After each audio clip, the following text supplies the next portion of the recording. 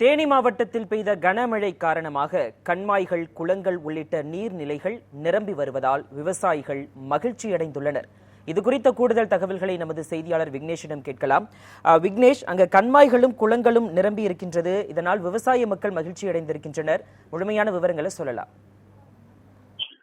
சூர்யா, பார்த்தோம்னா தேனி உள்ளிட்ட தென் மாவட்டங்கள்ல வளிமண்டல சுழற்சி காரணமா கனமழையினால மேற்கு தொடர்ச்சி மலைப்பகுதி முழுவதும் நேற்று மதியம் 3 மணியிலிருந்து இன்று காலை 8 மணி வரைக்கும் கனமழையானது பெய்து வந்தது.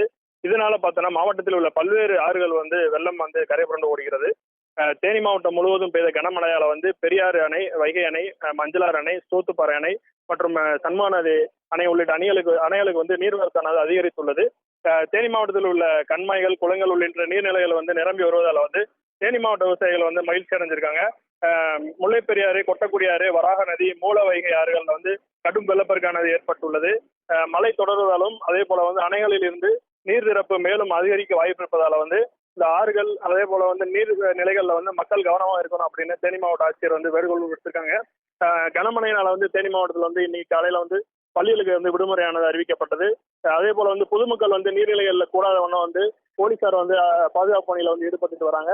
அனைத்து நீர்நிலைகளிலும் பார்த்தோம்னா வருவாய்த்துறையினர் நீரோட்டத்தை கண்காணித்து வராங்க. கடந்த 1 மாத காலமாகவே 18ஆம் கால்வாய் உள்ளிட்ட கால்வாய்கள் தண்ணீர் திறக்கப்படாததை எதிர்த்து பல்வேறு விவசாயிகள் போராட்டம் செஞ்சுட்டு வந்த நிலையில தற்போது இந்த மழையானது அவர்களுக்கு ஆறுதல் தந்துள்ளது. சூர்யா,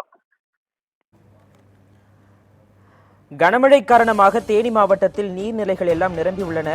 இணைப்பில் வந்தமைக்காக நன்றி விக்னேஷ்.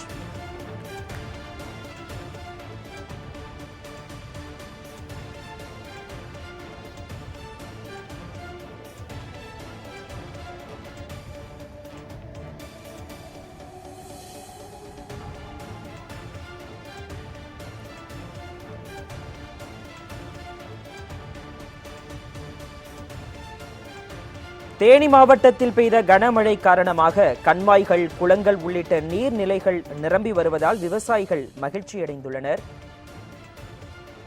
தென் மாவட்டங்களில் மழை பெய்து வருகிறது. இந்நிலையில் தேனி மாவட்டத்தில் கனமழையின் காரணமாக நீர்நிலைகள் அனைத்தும் நிரம்பி இருக்கின்றன.